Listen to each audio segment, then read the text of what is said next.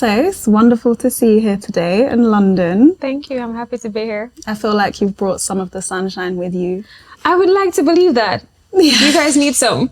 We definitely do. We definitely do. It's a struggle, and we're glad to have you here. Thank you. What brings you to London? Why are you joining us in this grey city? Because I just believe that over, I would say, the last 5-6 years, I've realized that when it comes to the UK, you guys really appreciate the type of music that I release. And the last time I was here doing my rounds, I just loved how receptive everyone was. From just the listener to the people at radio, people like you, right? Just the natural interest it was.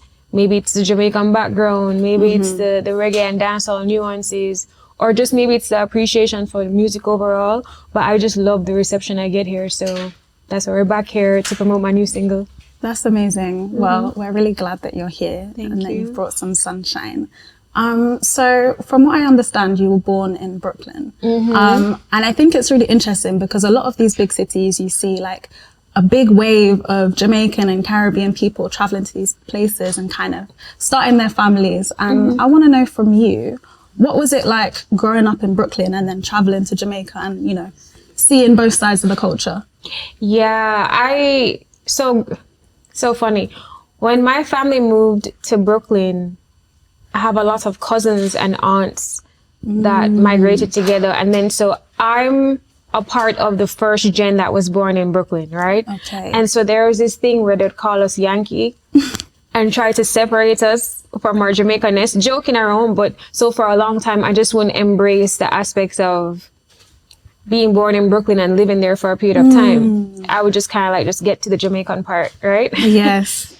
But I think as I've gotten older, I realized the way that I would maneuver through this world, the way I think, my perception of things, it's definitely rooted in being brought up in both spaces. And I would say I have very fond memories of watching my grandmother and her 5 daughters with their families moving over to the States and starting life anew as immigrants and really working hard. My grandma watched all of her grandkids, you know, while her daughters went out there and was just working relentlessly and working the 2-3 jobs. I'm not sure if you know, but in the States, they have it that a Jamaican person would work like 3-4 shifts. Like that's the story of my aunts, you know, and so there's a strong appreciation for the story of the immigrant and making it so that, you know, I get the benefits of that. Yeah. So when it comes to, you know, I had family that migrated to the UK. I have family here. And I just love the story of them, the sacrifice of leaving what is home for them, to go to a new space, to acclimatize into a new space entirely, learn a different language, a different way of life, just to give their children better than they had. And so I have this real appreciation as being a part of the diaspora, but then growing up in it as well. So, yeah. I think that's a really beautiful perspective. I feel like your mum raised you well.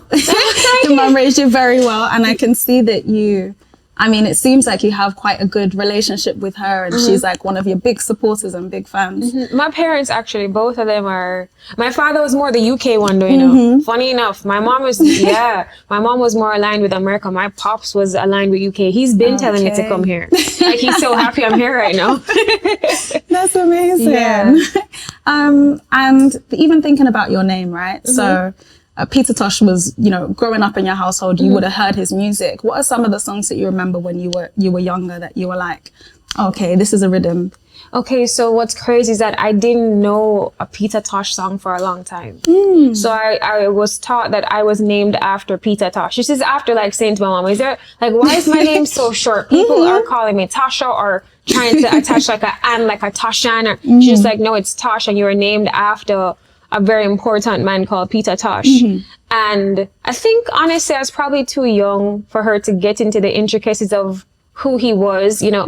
But I wouldn't understand at 5 who this black revolutionist. She's not going to say that to me. But as I got older, I never forget my auntie, we were driving in the car and a song came on and they were laughing about, you know, he says bumbleclat a lot, right? And she was laughing at the song and she goes, you know, this is who your mother named me after? I said to myself, ain't no way. Like, no way. Because, you know, you're young, you hear a bad word like, oh. So I'm thinking to myself, ain't no way. And I asked her and she's like, yes, but, you know, he was a great writer and he also sang and toured with Bob Marley. They were part of a group together and he really stood up for Black people and the Rastafari movement. So when you're young, I'm like, okay. But as I've gotten older, you know, you start searching and, you know, just seeing how the world kind of works. I have a really true appreciation for what he stood for and the mere fact that he was a brilliant musician. Yeah, definitely. That's so interesting that you found out after the fact. Yeah, way after. You know, for so long and you're just kind of going around. Wow, that's incredible. Yeah. So let's maybe talk a little bit about Jamaica. I'm sorry, but your TikTok, when you were talking about how you were recording your song and you said, wait, I'm in the Blue Lagoon. I'm enjoying my nice sweet time in Portland. And then someone said, hey, there's some crocodiles, some alligators going wrong. How did you feel? What were you doing when you found out? So let me explain to you. I always go to that lagoon, right? And I would one thing we do know about that lagoon is that you don't wear shiny stuff in there because there's a barracuda. That's the most you know of that lagoon, right? So right there in that lagoon, I have a friend that has a place there. And when I had put the video up, she's like, hey, be careful because, you know, they've been saying that they found 2 crocodiles. And you have to, I said alligator and they came for me. Let me just make it very clear. Jamaica doesn't have alligators, it's crocodiles. Yes. But I was like, no way. Like, when did we ever have, and she actually sent me a picture of one that they tied up. Oh, wow. And I was like, are you for real? And she goes, yeah, girl. And what was so crazy is that was a very dope photo shoot. But that raft, that experience, like for most of that time, my heel was stuck in the raft. And all I kept thinking was, if this flip right now, that is it.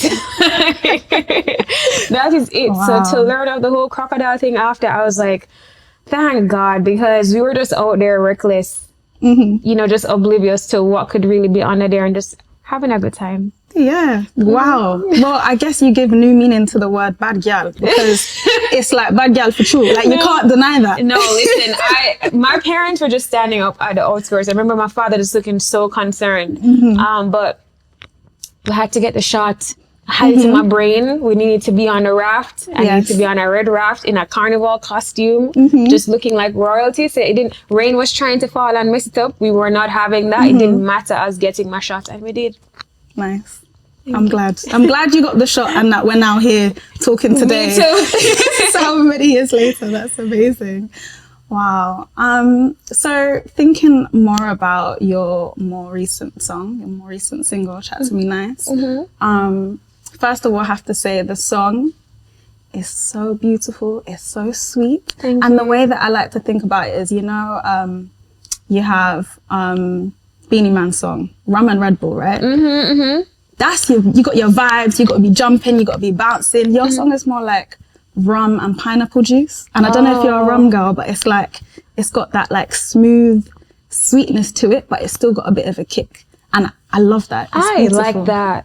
I like that because I was just explaining the other day that the feeling of Chat to Me Nice is literally in the warm-up section of what would be going out to a party or to a dance. It's the part where, you know, you're feeling good. You probably have your one juice, you start feeling nice. If you're going there and you're acting kind of stush or modest, you know, it's that song that come on, you start rock and wine a little bit. It's that inviting, that sensuality, that very feminine, sexy part of the dance. And this is when normally the guys would try and talk to you, right? So I was just saying, we needed that so we can get to the rum and Red Bull, the rum and Red Bull, right? The jump up, dance up, whatever. Chat to Me is supposed to come before to just kind of warm up the place and give it a vibes. Nice. I like that. It's the warm-up song, like when you're around with your girls, maybe everyone's putting on their makeup, someone's lashes falling off, they're putting it back on because they look good.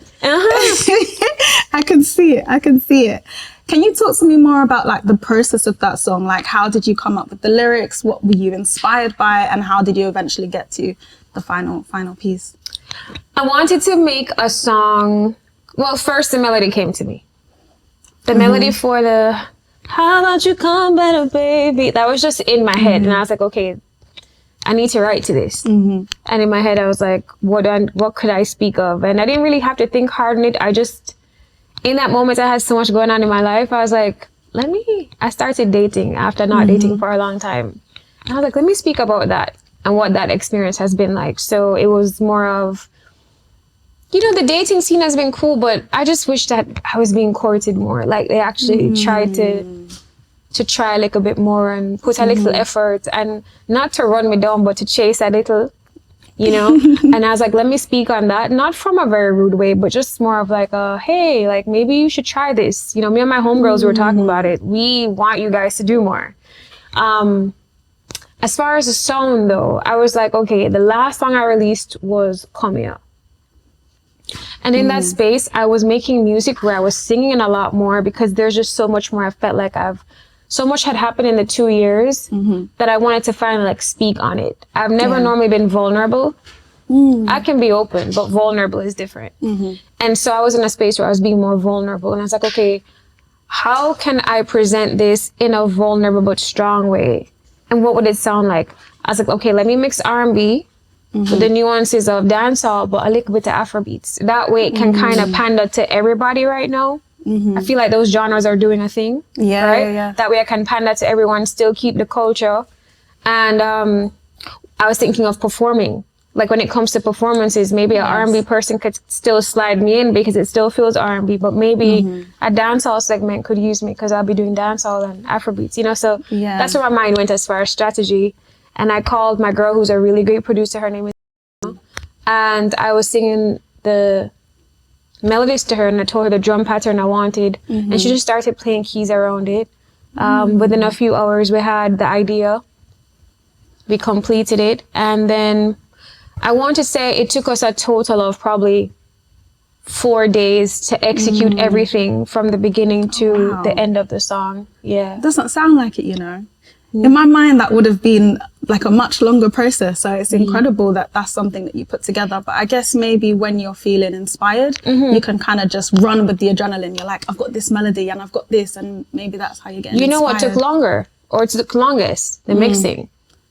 That's the part that probably the average listener doesn't consider. But that's where a lot of the energy needs to be placed in mixing the record and getting the feel out of the song. And for a song where I'm singing airy, but the drums and the bass are coming, you need to get the proper blend. And so we went through a process with the mixing. That is what took the longest, actually. Wow. That's beautiful. And can you tell me a little bit about your musical education? Because even the way that you're talking about your songs, it's like you have the songwriting element, you have the composing element. If you're thinking of drum patterns, you're also, feels like you're part of that mixing process in terms of deciding where bits of pieces are coming out and showing that side of the record that you want.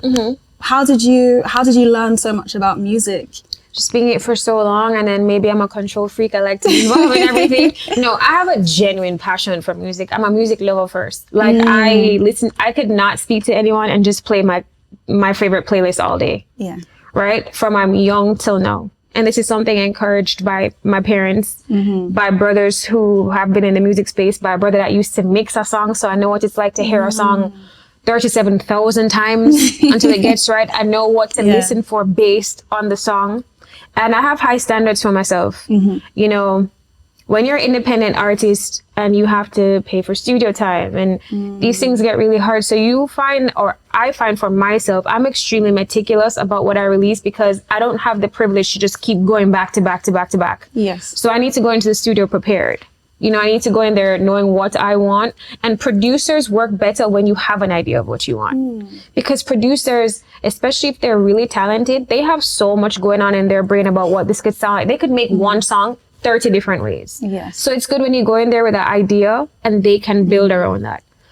I've been in this music industry for a while. Yeah. And I've been privileged to be around really talented and really experienced people. And when you're in those spaces, you are forced to catch up. You have to expedite your learning, your ear, because they're speaking a language that you have to become acquainted with. And so Plus I just love to learn, and I'm really big on forever being a student in this space. So as far as the songwriting, I was naturally a writer first. Writing is my thing. The language arts, the English language, any of those things, I did exceptionally well in. I expressed myself better through writing. Yes. So that was first.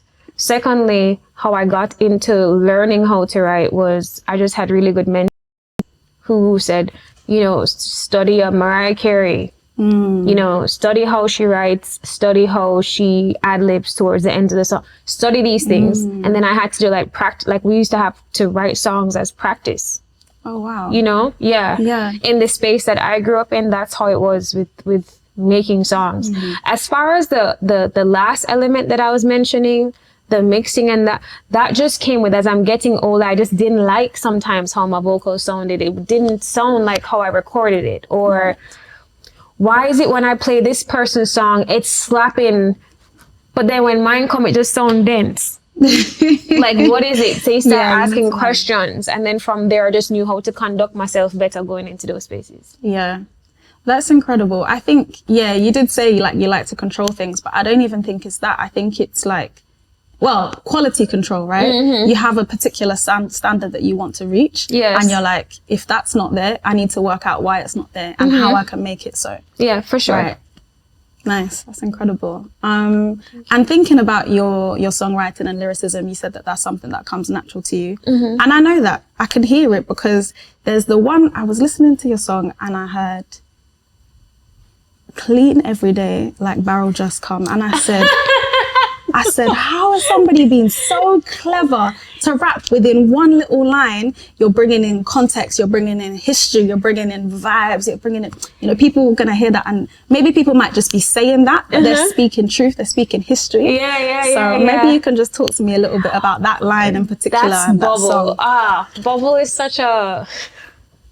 Sorry, I laugh because this record just comes up so much in conversation. And I remember when I was doing it, I was like, this is so much fun.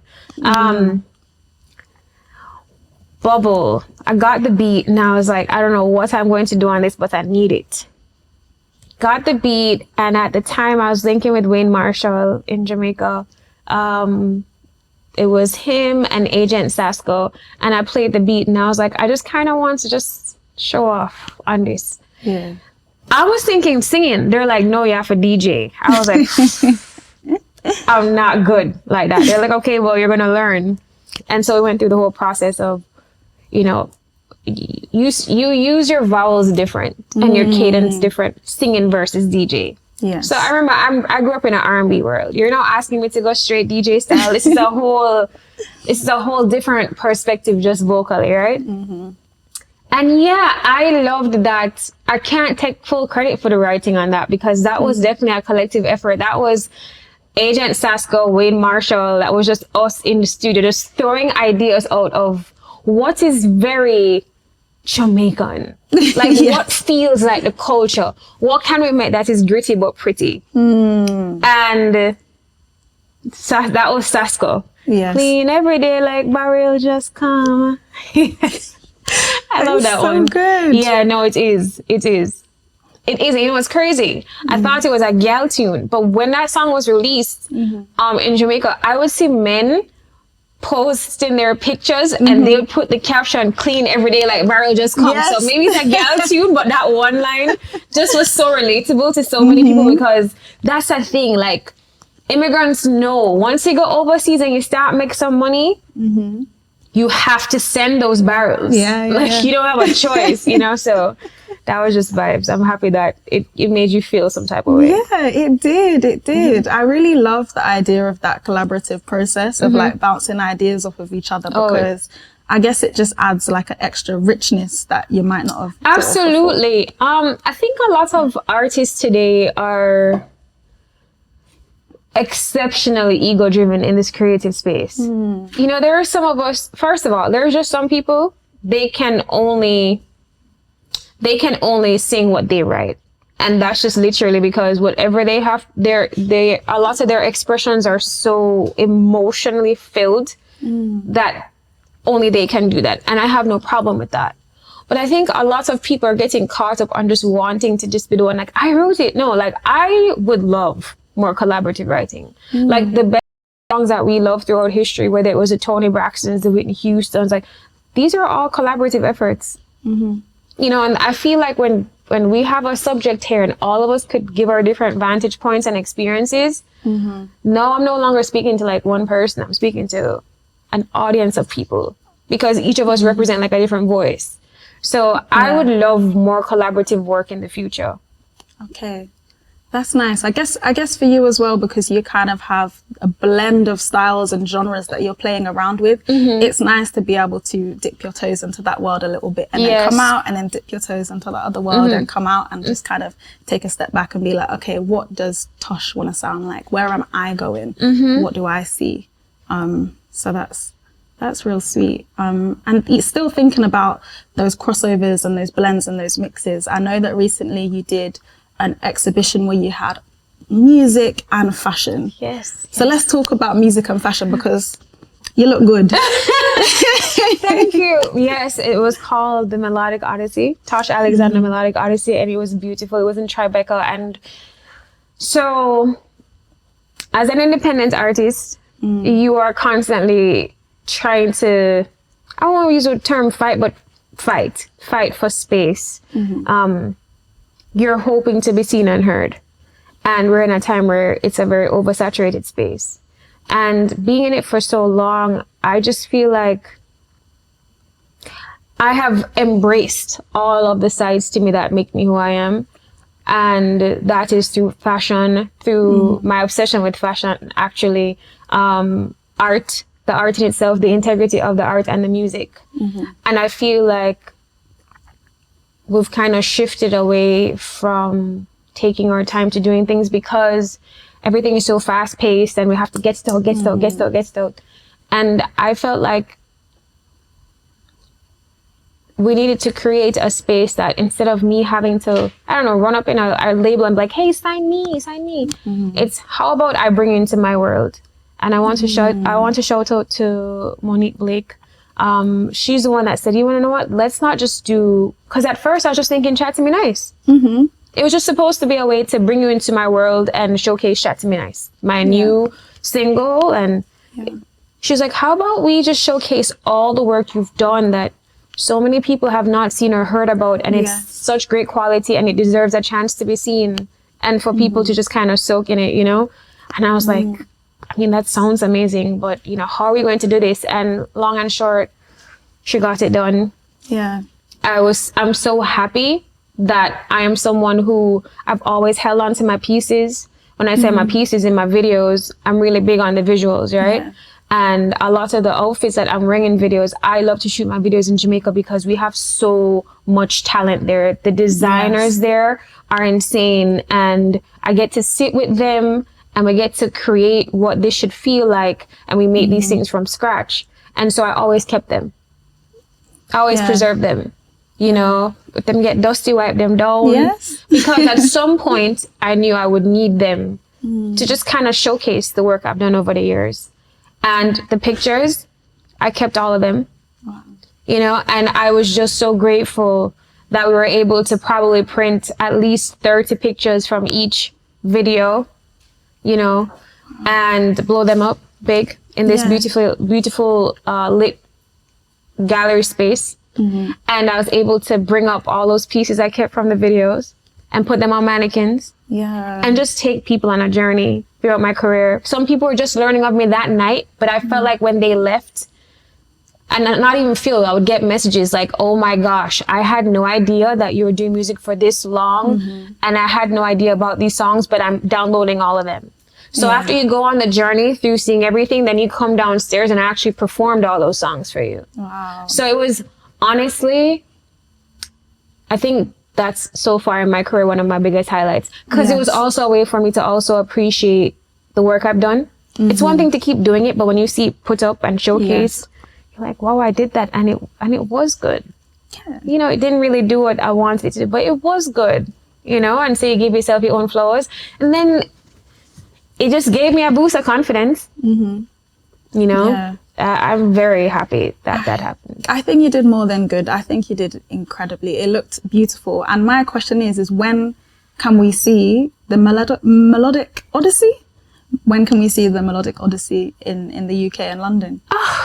We're waiting now. No, that's amazing because that's what we wanted to do. We're like, yo, we need to do the UK next. Yes. Yes.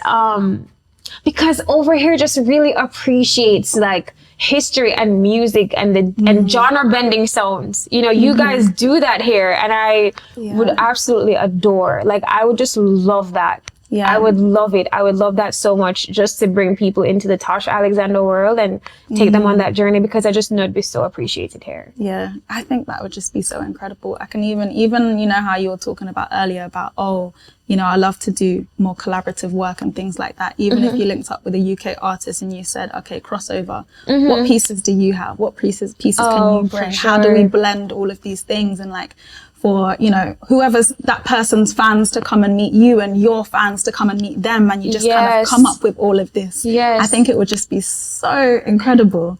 Noted. Amazing. And yeah, like even just chatting to you now, it feels like you're someone who's always thinking about, okay, how do I grow? How do I develop? How do I, you know, make sure that the person who I was yesterday is appreciated, but there's some kind of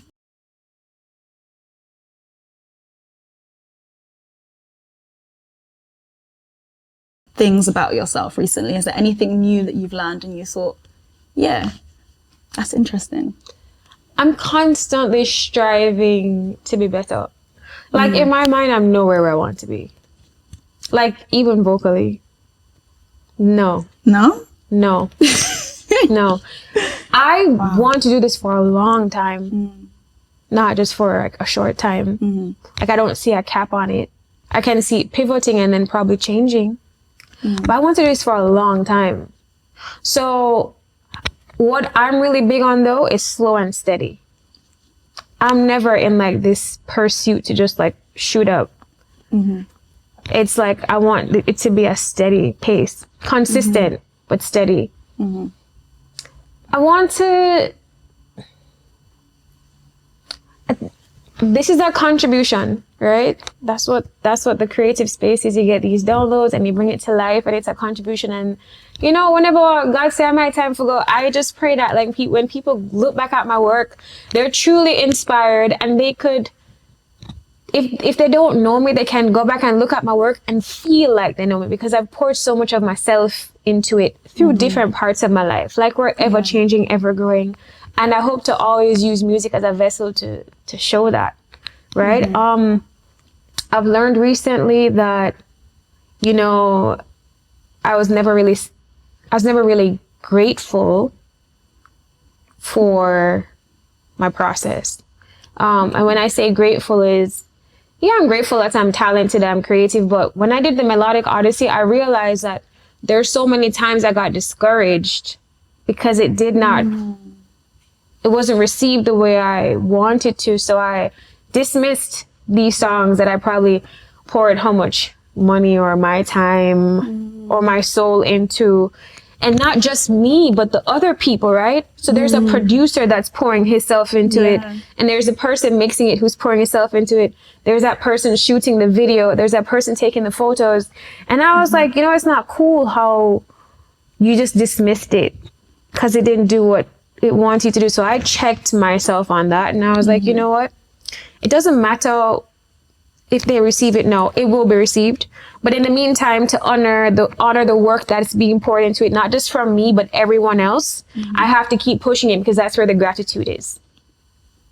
You know? Yes. And if you stop doing that, it's disrespectful to the other people that has poured into this project.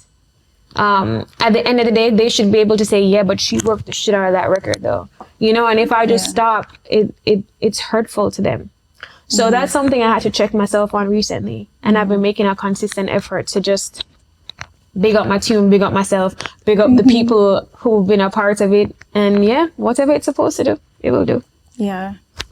I think that's so interesting. Like the way you're talking about it, all kind of, you said that consistent, like you want to take a consistent approach in how you're building up your music and developing. But I think it's really interesting how you see that consistency in the whole way that you act. Even with the Melodic Odyssey, you've got that idea of bringing something that people could just see online and digitally into the real world and bringing it into people and making them feel something. And I can kind of hear it in the same way that you're talking about, I want to develop and grow, because you want to make sure that people feel something. And I would like to know, what is it that you want to make people feel in the future, like moving forward? Like, is there anything you want them to take away from your music as it develops?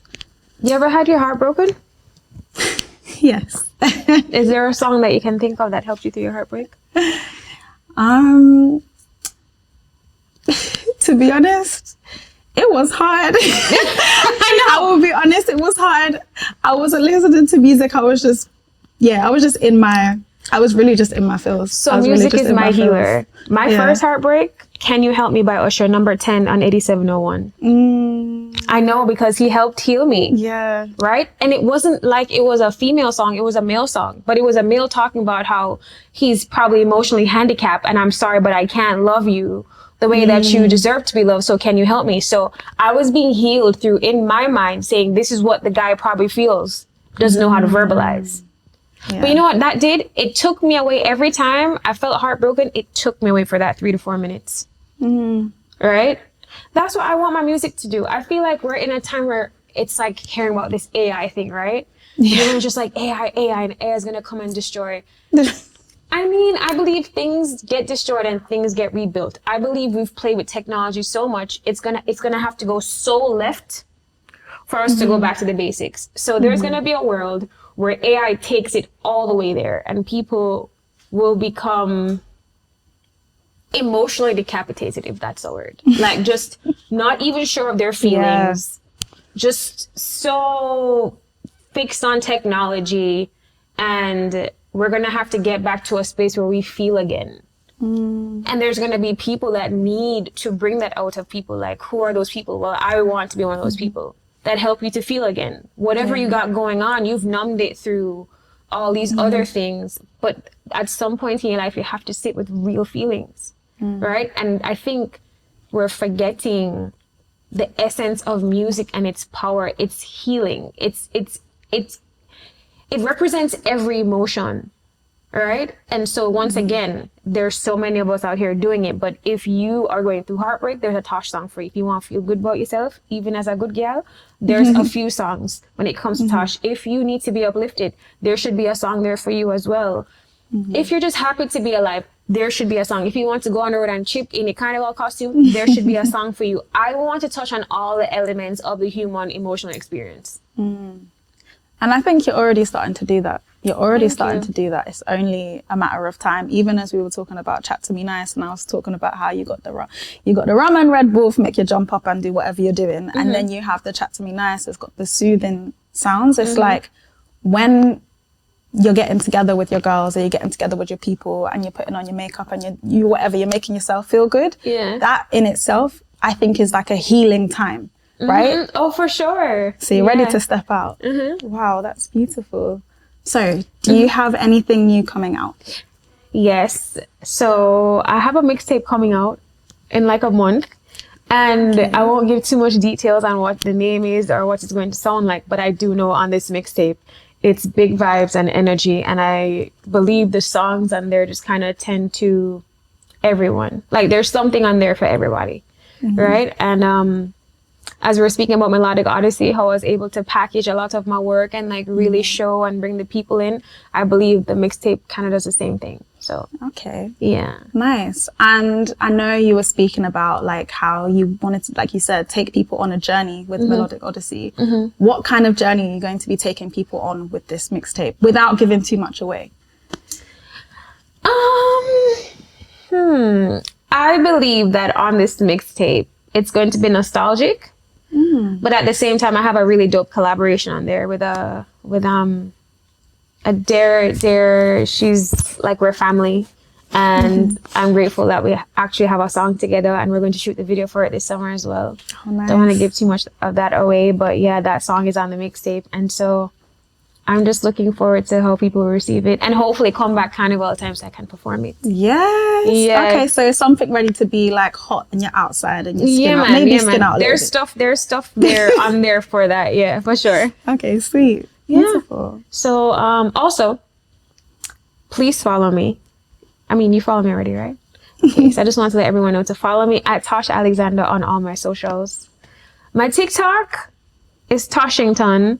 And that's if you really want to get to know me. My TikTok is way more uncensored, you know, a little bit more raw on there with my feelings. So Toshington, but for everything else, Tosh Alexander, and please to stream my new single Chat to Me Nice. I think I'm coming to the end of my questions, really. That's you ask such great questions. I love people like you. Oh, thank you. Because the conversation is more than like, you know, who is Tosh? And like, your music. So we're actually like, it's like we're bonding right now, like woman to woman, you know, we're having this girly girl moment, I call it, you know, and so thank you. No, thank you so much. Yes. Beautiful. Appreciate you.